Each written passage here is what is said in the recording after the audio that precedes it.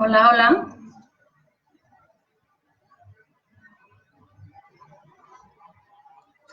Bueno, son las 8:04 de la noche. Igual es momento de reunirnos a dialogar un poco, bueno, sobre la autonomía de las mujeres, un poco reflexiones cercanas al psicoanálisis, un poco sobre los derechos humanos. Bueno, ya está Carmen Arellano. Hola, Carmen. Y esperemos que se vayan sumando más. Pues nada. Hola, Arturo, ya te vi por acá.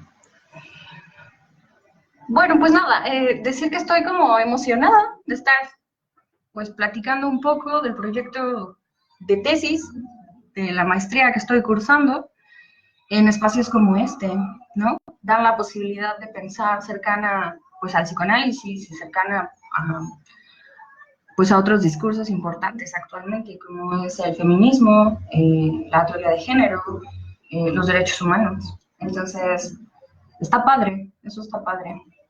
Y pues bueno, igual son 8:05, bien podemos ir iniciando y se van sumando y quien se pierda al inicio puede ponerle replay después que esté guardado el video en la plataforma de Joica, ¿no? Pues bueno, como escribo todo lo que digo, voy a ir leyendo y un poco tejiendo mis ideas a partir de lo que ya he escrito, más lo que voy a ir diciendo. Y por eso voy a andar como cambiando de pantallas, porque lo tengo todo escrito acá, incluso hasta el saludo. Entonces, dice, buenas noches, ¿no? Mi nombre es Astrid Torres, me presento, yo estudio psicología clínica y desde hace algunos años he invertido pues, tiempo y recursos a formarme desde el psicoanálisis. También hace algunos años soy practicante en la clínica desde esta perspectiva, desde esta escuela teórica del psicoanálisis.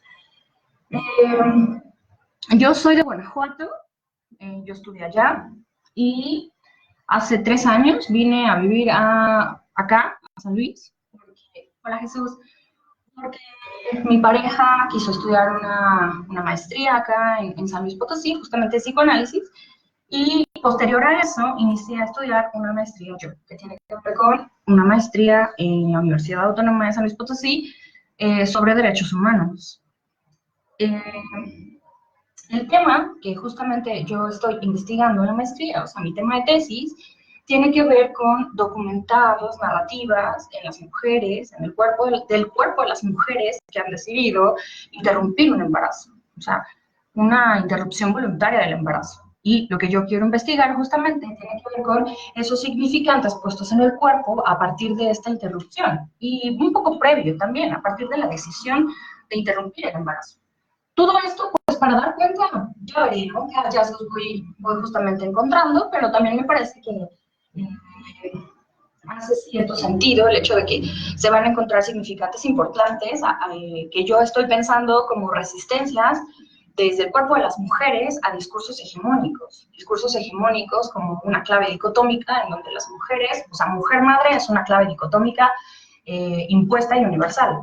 Entonces, me parece que justamente lo que yo voy a encontrar en esas narrativas, ¿no? Y en muchas otras cosas, va a ser la manera en que las mujeres apropian el cuerpo de tal manera que puedan hacer resistencia a esos discursos hegemónicos.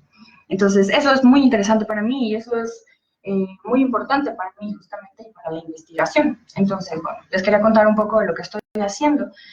Justo todo esto, todo el recorrido que llevo ya en un año de la maestría me ha permitido como pensar el género y la condición de las mujeres desde lugares diversos. No solamente desde el psicoanálisis, sino incluso desde el feminismo. El feminismo, la diferencia sobre todo, que es al que más me adscribo en tanto estudiarlo.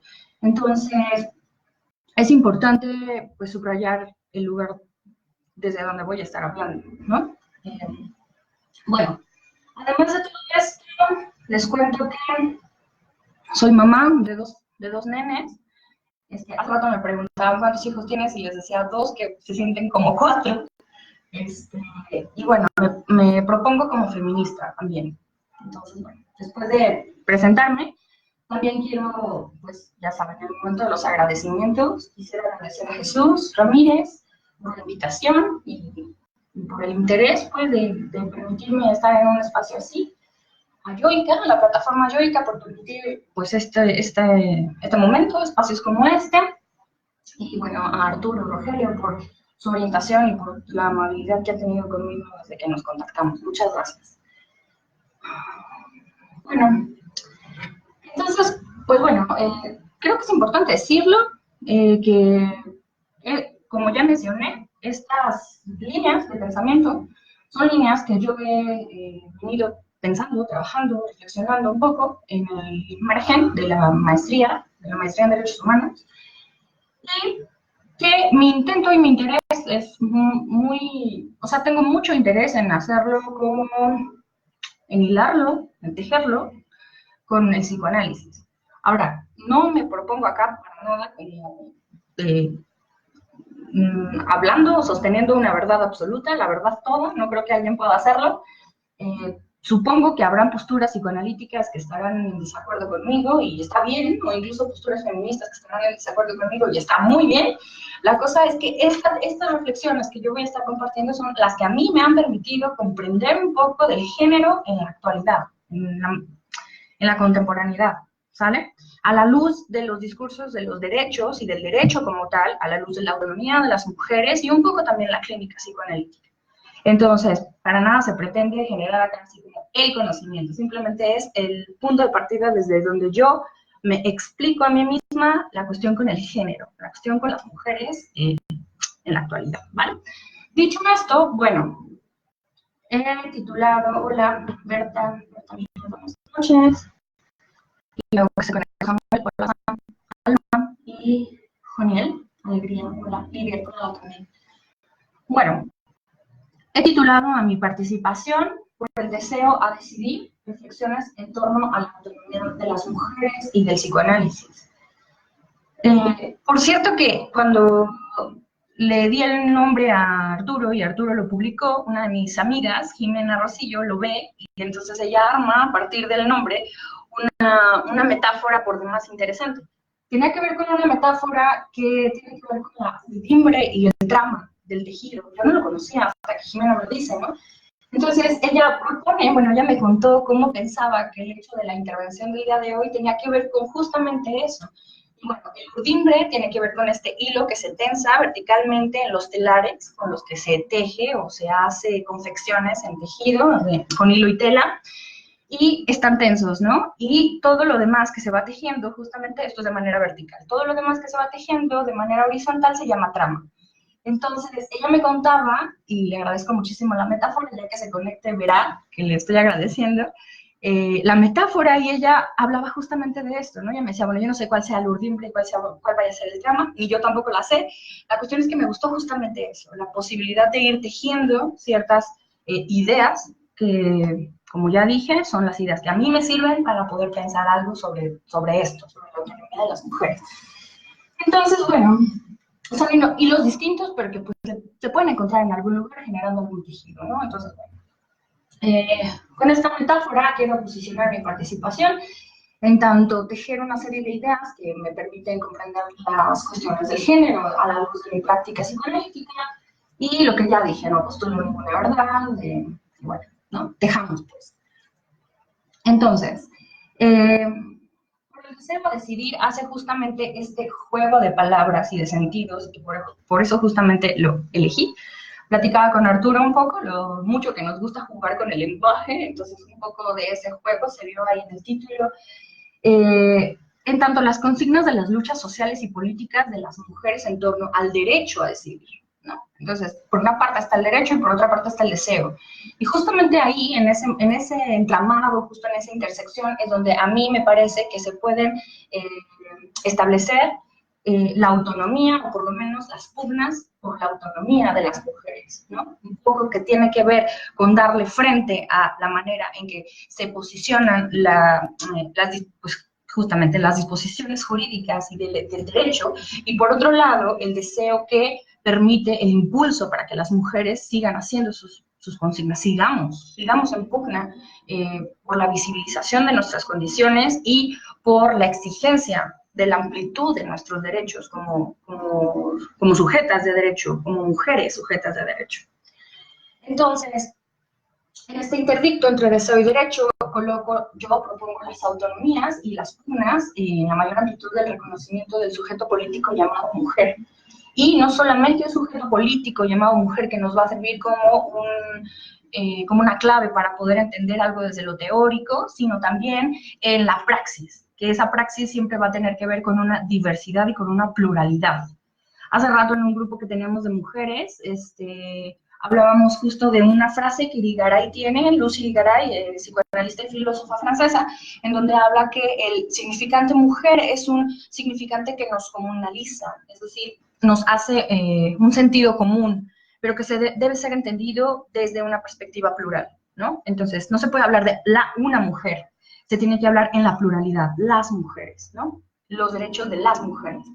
Entonces, no solamente en tanto un sujeto político, un sujeto de derechos, sino también en la praxis y en el día al día de cómo vamos ejerciendo nuestras acciones para defender o para exigir nuestros derechos, si es que estamos trabajando desde el campo de los derechos humanos, o bien me parece incluso también en la clínica psicoanalítica, ¿no? No podríamos, y por allá lo dice Lacan en algún momento, ¿no?, hablar de una mujer, que al rato voy a hablar un poco de eso desde Lucy Irigaray, sino de la diversidad de mujeres, cada una, ¿no? Por cada una. Entonces, es importante cómo agotar. Entonces, bueno, por tanto, es el cuerpo de las mujeres donde se inscribe la violencia sistemática, las desigualdades y la manera de hacer frente a estas desigualdades, que para mí es la resistencia, ¿no? El cuerpo de las mujeres, entonces, es como el principal lugar desde donde se pugna y desde donde también se viven las desigualdades y la violencia, pero también desde donde se hace resistencia.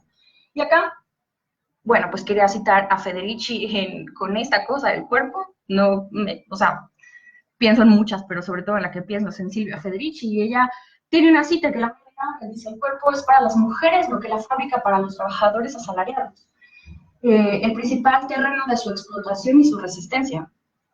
En la misma medida en que el cuerpo femenino ha sido apropiado por el Estado y los discursos estatales, y los hombres, forzados a funcionar como un medio para la reproducción y la acumulación de trabajo. En este sentido, es bien merecida la importancia que ha adquirido el cuerpo en todos sus aspectos, en la maternidad, en el parto, en la sexualidad, incluso en el aborto, el cuerpo del aborto, tanto dentro de una teoría feminista como en la historia de las mujeres. Esta cita está en un libro de Federici que se llama Calibán y la bruja.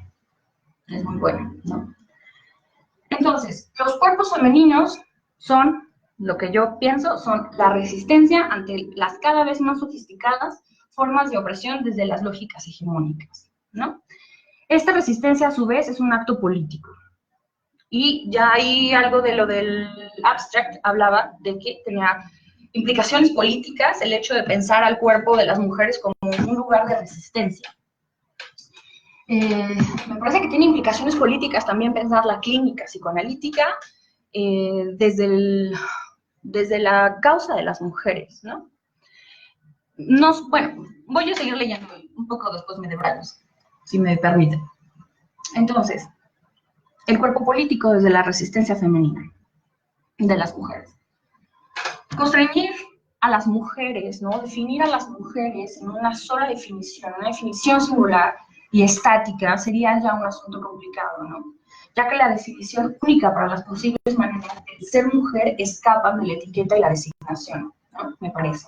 Esa incorporación de la mujer en el discurso formal fue en parte una tarea del modernismo, ¿no?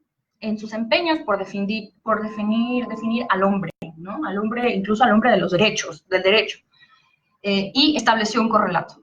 Ese correlato es la mujer. Yo a esta la mujer la pongo con L mayúscula, ¿no? La mujer, una la mujer, ¿no?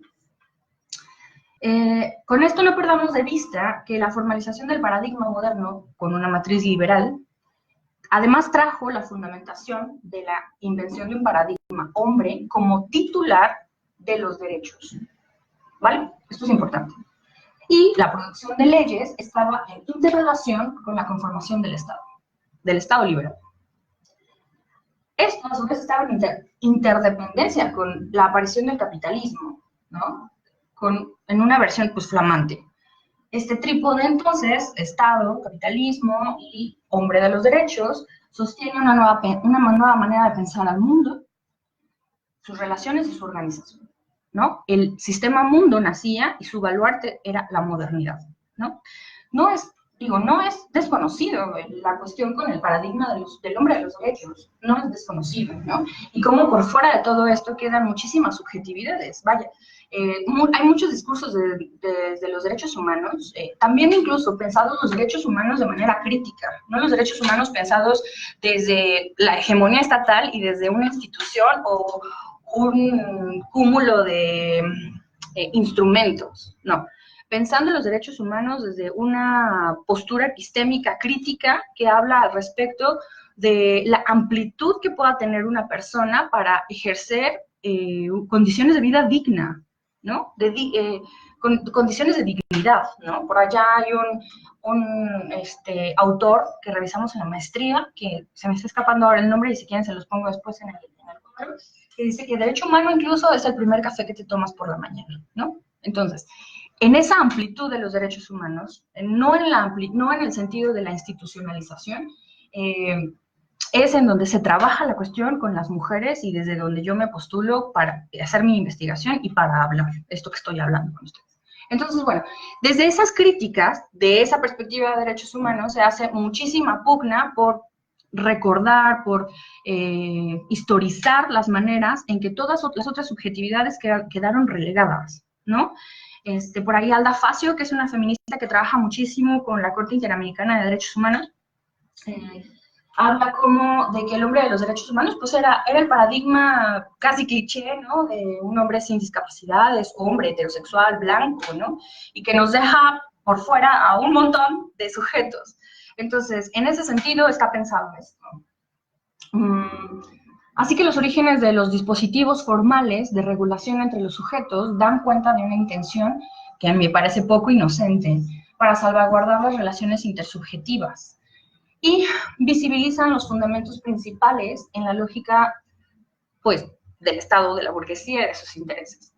En este sentido, decir también que el capitalismo y sus implicaciones y la conformación estatal están profundamente vinculadas como las dos caras de una moneda, ¿sale? No seamos como ingenuos en pensar que capitalismo y Estado no están armoniosos, ¿no? No sorprende ver que a paso ganado del capital, el Estado liberal está cercano, ¿no? Permitiendo, legislando, siendo cómplice y sosteniendo, pues, sus lógicas, sus intereses. Bueno, voy a leer una cita de Carlos Rivera Lugo, uno de mis profesores de la maestría, y él dice: el liberalismo carece en fondo de esencia democrática por cuanto reduce la voluntad popular a la mera competencia de intereses privados en el marco de una sociedad dividida por clases. No remite a la reivindicación de una libertad civil, no. Es decir, una libertad mediatizada por los valores y las lógicas del mercado capitalista y de la propiedad privada y del Estado, ¿no? Esto es Carlos Rivera Lugo. Bueno, entonces pensaba también cómo esta lógica de mercado opta la subjetividad, mercantilizando los cuerpos, y de esto ya había hablado Jesús, creo, en alguna transmisión, no recuerdo bien. Los cuerpos los mercantiliza, generando efectos mortíferos en la subjetividad, efectos somáticos. Vaya, creo que esta cosa de la anorexia, ¿no? No dudaría ni un segundo en que esté cercana como a este tipo de lógicas. Bueno, este automatismo por consumir, para calmar las ansias, para calmar el impulso, ¿no?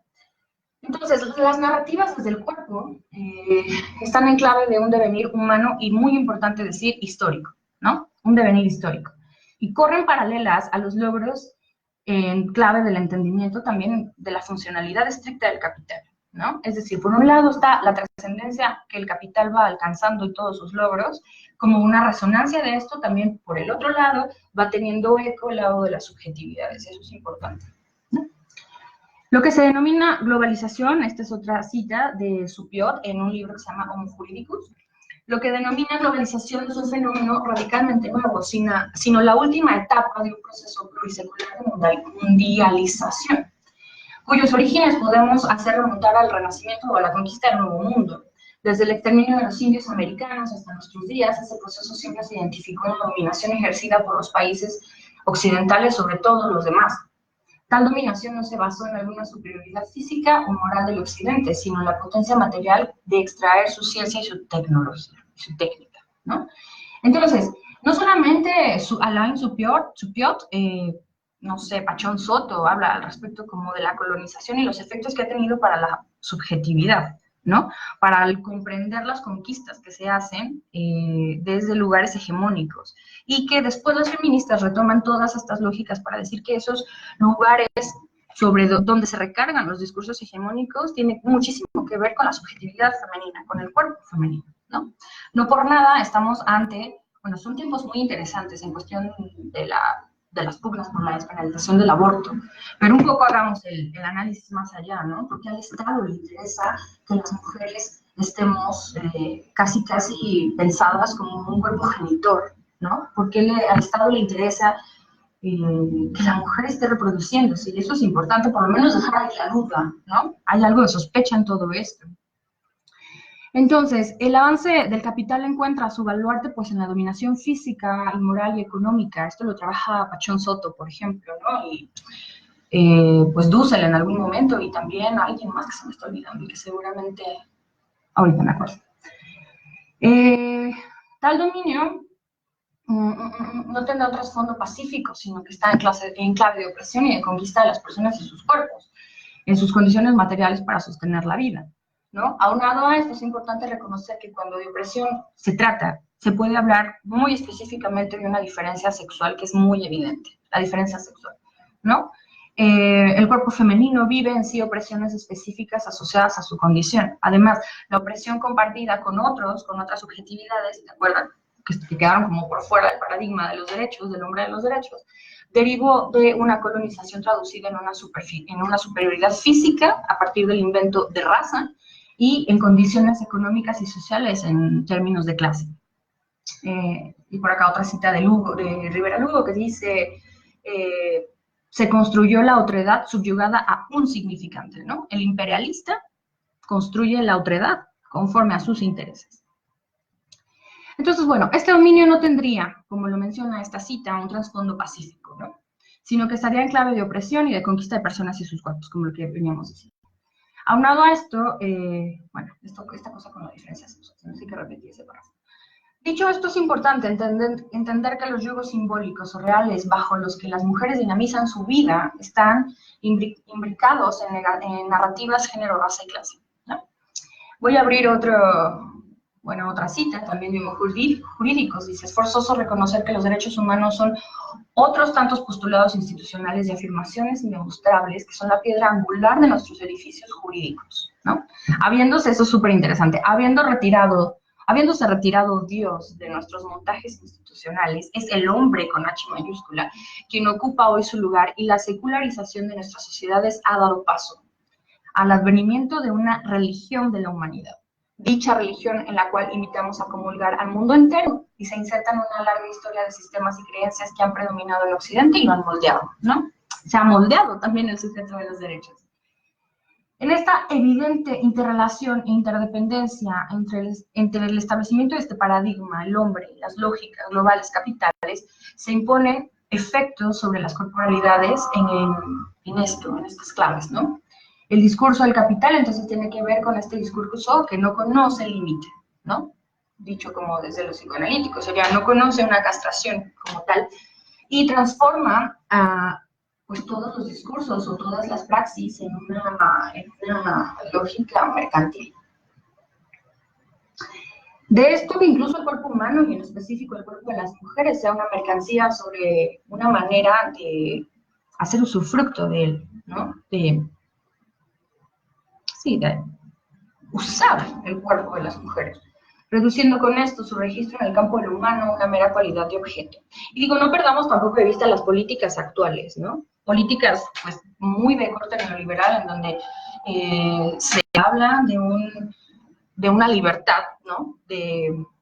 Pues tal vez de agencia, una libertad de derechos, pero que el basamento detrás de esas políticas, si los analizamos desde una perspectiva feminista, está el uso de los cuerpos, el uso y la opresión de los cuerpos femeninos, ¿no? no sé, pensaba un poco que es todo a ver, es todo un fenómeno a analizar desde lo psicoanalítico, me queda claro, pero pensarlo desde las políticas que están irrumpiendo en el cuerpo de las mujeres, pensaba, por ejemplo, en la maternidad subrogada, ¿no? En la prostitución, incluso. Entonces, bueno, se puede abrir el debate muchísimo a esto que estoy diciendo, pero me parece que es importante ver que detrás de todo esto hay una lógica neoliberal y que se están generando políticas para hacer uso de esos cuerpos femeninos, ¿no? Además, no cualquier cuerpo femenino, un cuerpo femenino que está en situación y en una condición determinada, ¿no? Lo mismo sucede con el aborto, ¿no? El aborto, un poco de las pugnas y de los debates políticos que se llevan a cabo en torno a la despenalización, tiene que ver con el hecho de que las mujeres, a ver, el aborto ha existido durante un montón de tiempo y las mujeres han generado y hemos generado maneras de abortar desde muchísimo, ¿no? Con hierbas, y después con medicamentos y todo esto. Entonces, las políticas que ahora se llevan a cabo justamente tienen que ver con el hecho de que las mujeres que abortan no son las mujeres, perdón, las mujeres que abortan y mueren no son las mujeres que pueden pagar un aborto en la Ciudad de México o en algún otro lugar en donde esté despenalizado el aborto, ¿no? Las mujeres en condición precarizada que abortan, que deciden abortar, son las que corren mucho más el riesgo de morir en la clandestinidad de esta práctica. Entonces, de entrada ya está ahí pues es muy interesante este tema para poderse debatir desde muchos lugares, ¿no? O sea, la pugna por el aborto es para que esto pueda ser un derecho para todas las mujeres, ¿no? Y no solamente aquellas que tengan la posibilidad de pagar y de irse a otro lugar a abortar, ¿no? Ellas pueden hacerlo y está bien, qué bueno, pero el resto de la población, me parece a mí que el Estado debería de garantizar las condiciones sólidas, legales, gratuitas, para que las mujeres puedan ejercer ese derecho, ¿no? Entonces,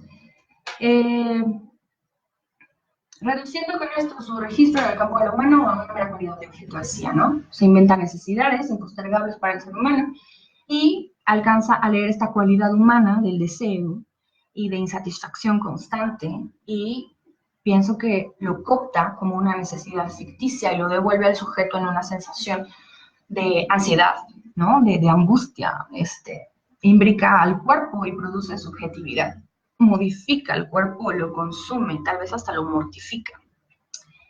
Entonces, bueno, ahora hablemos un poco como de este paradigma hombre como el insignificante y que por corolario generó también un paradigma una mujer, aquella que reduce la comprensión de la experiencia del cuerpo sexuado femenino, ya que el acto de definir a una mujer sería en sí mismo renunciar a las diversas narrativas que componen la experiencia de las mujeres, ¿no? Entonces, Lucy Garay, que es una filósofa y psicoanalista francesa, lo menciona de la siguiente manera. De donde... Ay, espérame, déjame ver hacia abajo un poco si alguien ha escrito algo. Hola, Angélica.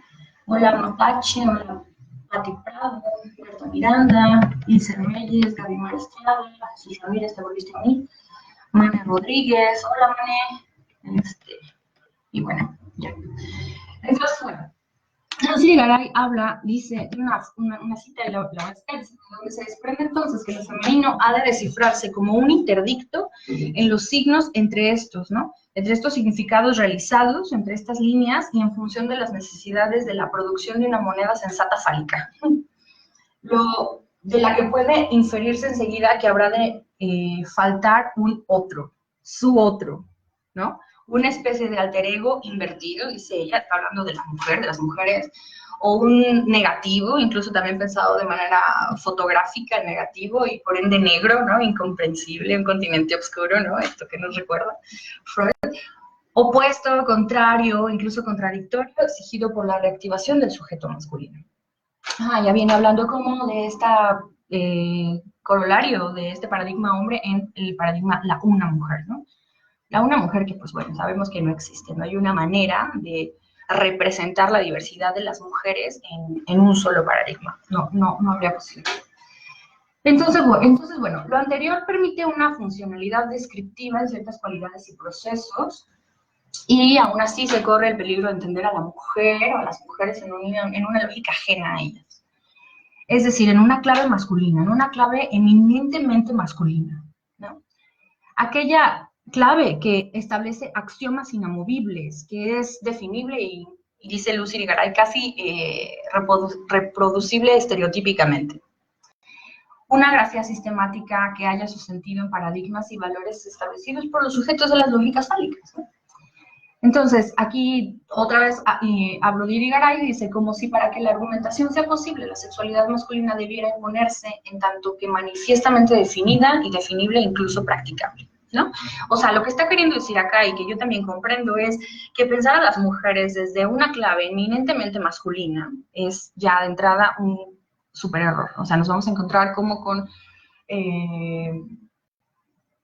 equívocos en el camino, ¿no? Por eso me parece como importante que también de pronto los psicoanalistas, los que estamos cercanos al psicoanálisis, podamos ir a leer al feminismo también, estar leyendo qué se está generando en el campo de la diversidad que son las mujeres y sus pugnas y sus teorizaciones, ¿no? Acá lo que dice es que, bueno, la función fálica está enteramente para el hombre, que es un sujeto sumamente sometido a esta función, pero que el sujeto mujer es contrario, es otro, es que no todo, no está todo sometido al régimen del goce fálico y se beneficia de un goce otro, suplementario, sin un soporte de ningún objeto o de ningún semblante, ¿no? Entonces, bueno, Irigaray propone una mujer, esto es lo que les decía al inicio, mujer como un sustantivo común para el cual no se puede definir una identidad. Se tiene que hablar en la pluralidad de las mujeres. Un significante que se reproduce y se desdobla, ¿no? Se desdobla y se articula de maneras y se reactualiza, ¿no? Lo que dice acá justamente Colette Soler, no se somete a ningún objeto, ¿no? Ni a ningún semblante, se desdobla más bien, ¿sale? Eso es importante enmarcarlo, ¿no?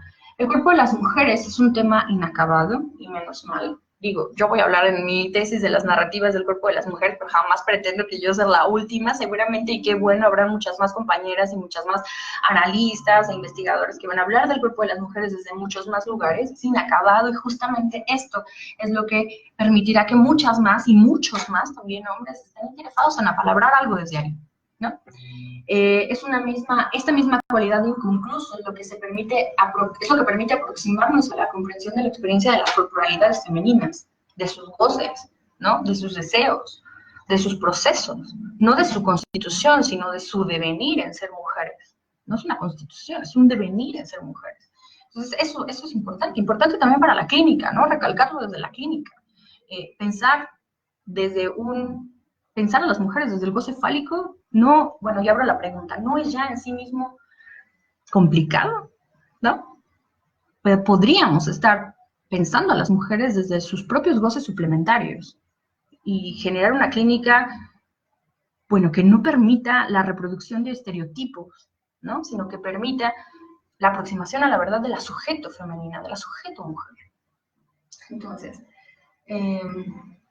bueno, ya descolocarnos de la posición clasificatoria permitirá escuchar las narrativas, la observación, y romper esta lógica masculina en la cual el cuerpo de las mujeres pues ha sido nombrado y enmarcado, ¿no?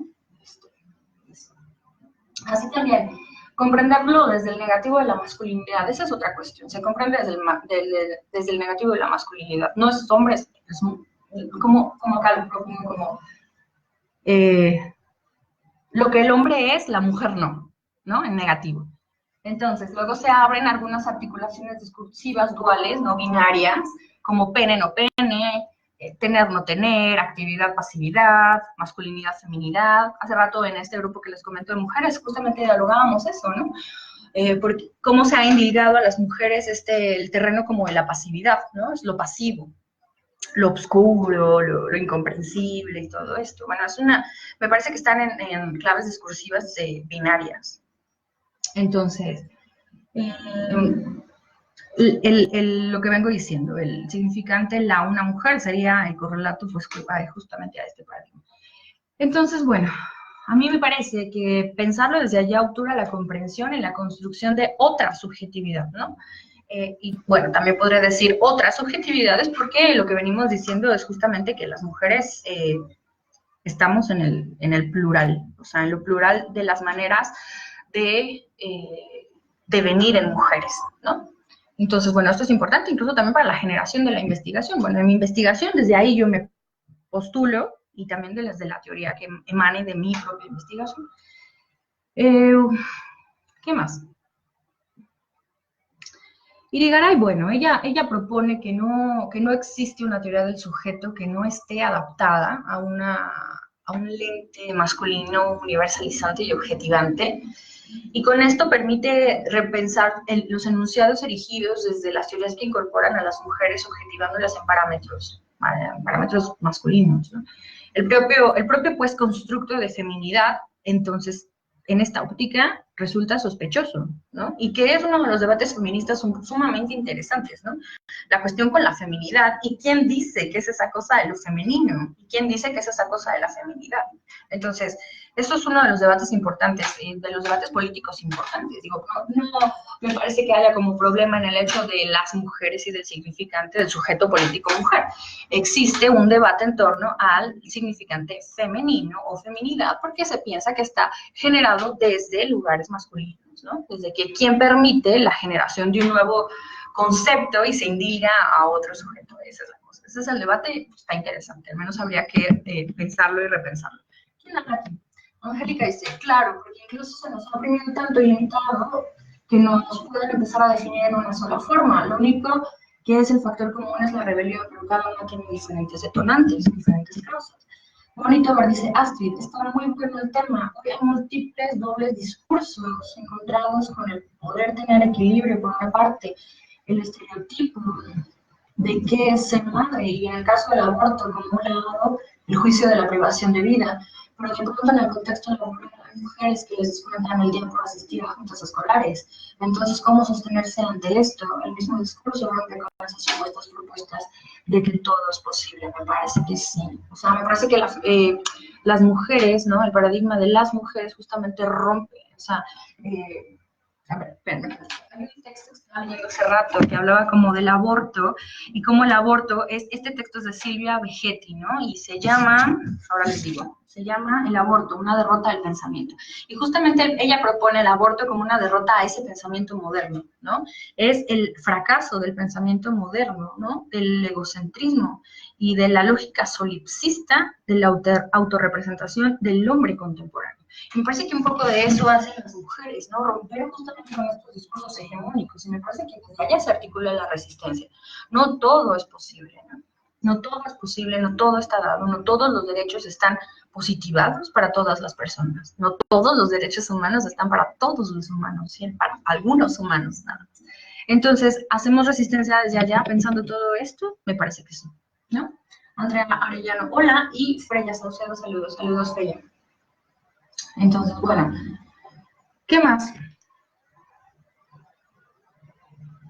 Irigaray viene proponiendo la cosa de cómo las mujeres incluso sometemos nuestra propia subjetividad a los mismos parámetros pues masculinos, universalizantes, ¿no? A ver, yo con todo esto no estoy diciendo que los hombres no hagan resistencia y no se pasen por ciertos procesos de lucha y de pugna. Claro que yo no estoy diciendo eso. Lo único que yo propuse desde el inicio fue mi lugar, ¿no? O sea, el lugar desde donde yo hablo y mi causa y mi interés que tiene que ver con la causa de las mujeres, ¿no? Ya cada quien podrá, escuchaba la transmisión pasada de Edgar, la transmisión pasada, y a mí me parecía que justo lo que él estaba posicionando era su lugar como un sujeto político, también haciendo resistencia entre la violencia estatal y ante, a veces incluso hasta el propio psicoanálisis, ¿no? Silvia Bleichmar propone como a veces el psicoanálisis está también vacío, y yo diría apolítico, o sea, está despolitizado, está, justamente me parece, relacionándose con la misma lógica apolítica que vivimos, ¿no? Entonces, en ese sentido, yo planteo mi lugar, esto es mi interés, ¿no? No estoy diciendo que no sea desde otros lugares, simplemente estoy planteando mi lugar desde donde yo pienso el mundo y mis intereses y mi deseo van. Pues mi deseo y mi síntoma, no hay de otra, hacia allá van. Entonces, bueno, ¿qué más? De un momento.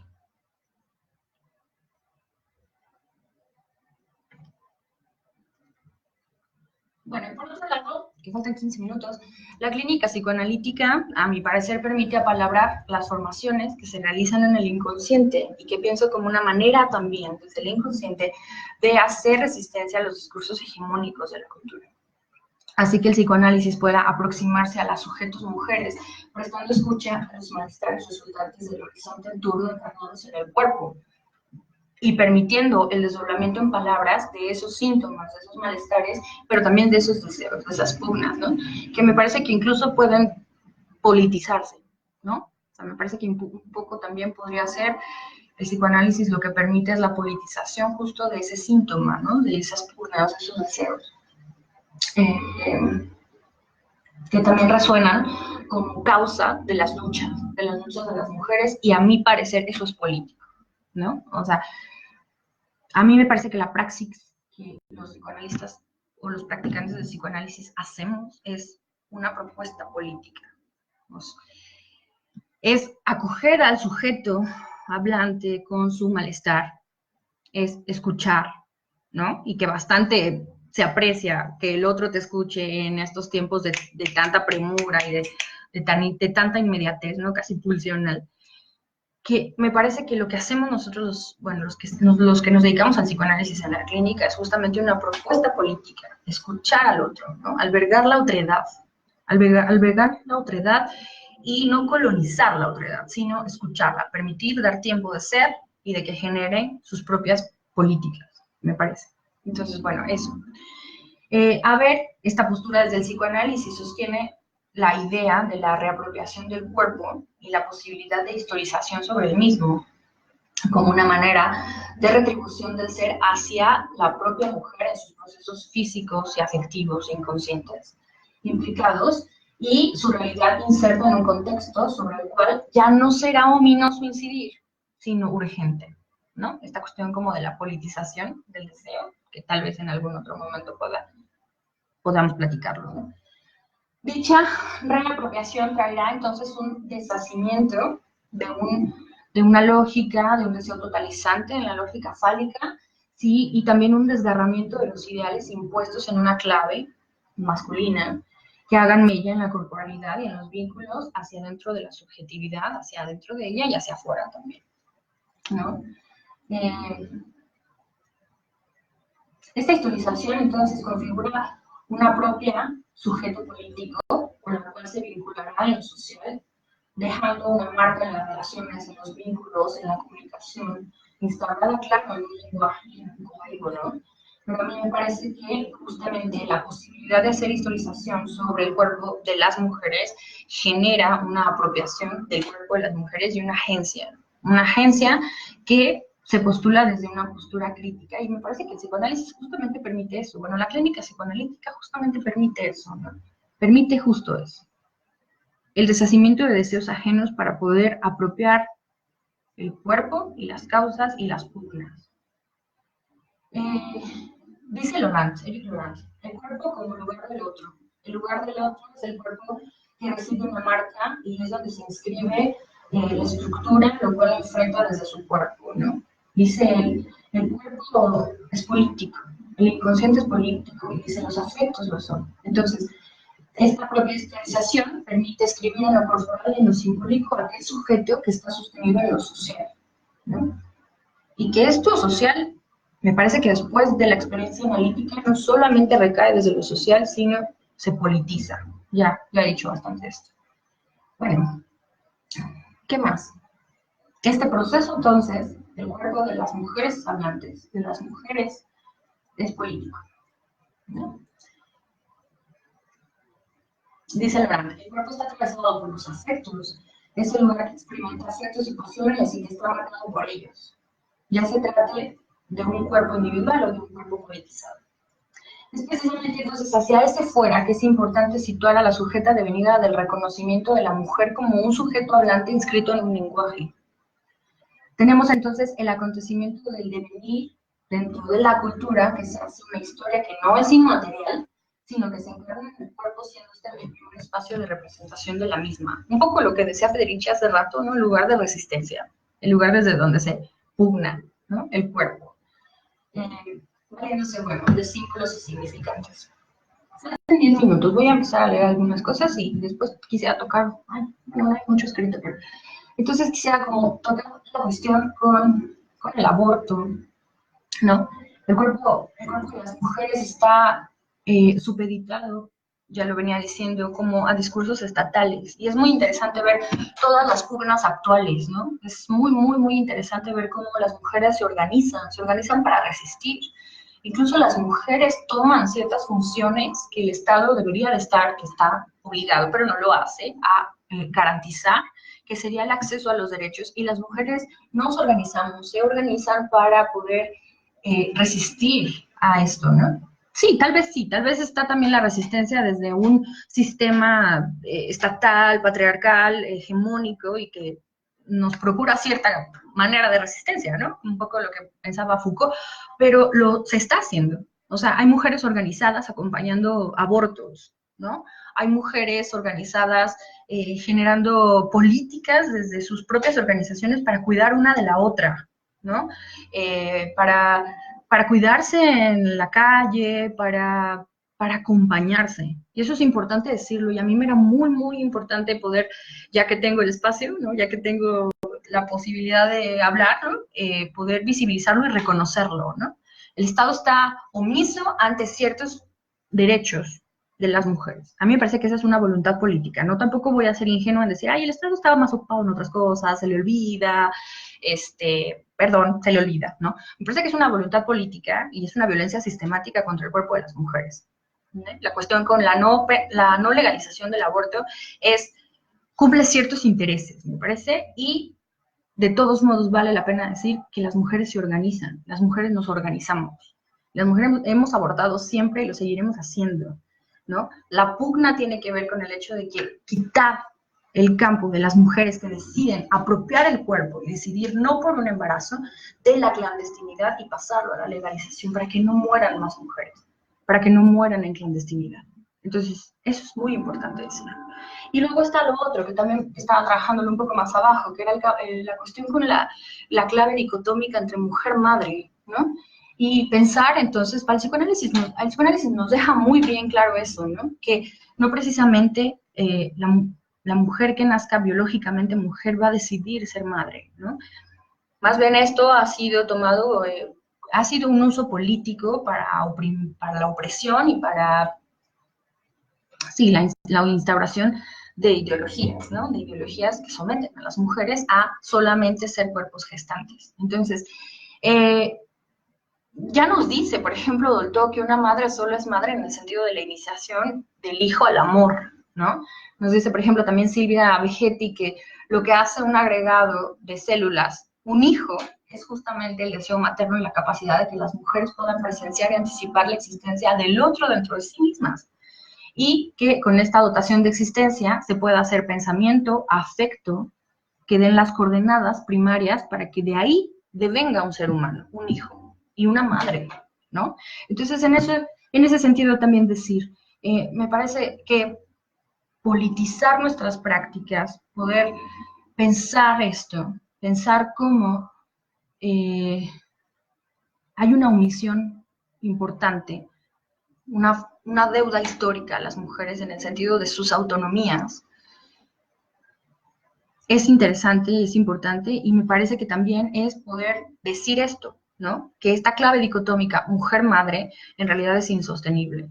¿No? No existe el instinto materno y no hay una manera que no tenga que ver con el deseo materno puesto sobre ese embrión que haga después de venir un hijo y una maternidad. Entonces, eso también era importante decirlo para mí, porque sé que esta transmisión se va a quedar ahí guardada y que tal vez lo puedan ver muchas personas. Y es un poco de la pugna política y de los lugares políticos en donde yo estoy instaurada, ¿no? Y estoy planteada. Entonces, bueno, faltan 7 minutos. No sé si hay algún comentario. Sororidad, dice Roxana Mejía. Sororidad, exactamente. No sé si hay algún comentario. Si no lo hay, entonces, pues bueno, yo creo que voy cerrando. Me gustaría dejar mi correo electrónico por si hay algunas mujeres interesadas en dialogar conmigo, hombres también, por supuesto que sí, es astridtorrest@gmail.com. Y bueno, podemos ir ahí platicando, podemos ir dialogando. Muchas gracias por este espacio, muchas gracias por venir acá, por escucharme. Y bueno, nada, dice Angélica, gracias por hablar por ti, por mí y por muchas mujeres más. Gracias a ti, amigo. Y nada, pues bueno, nos estamos viendo, ¿vale? Y pues aborto legal, seguro y gratuito para todas las mujeres. Será ley, así será, ¿vale? Entonces, ahí estamos. Bye.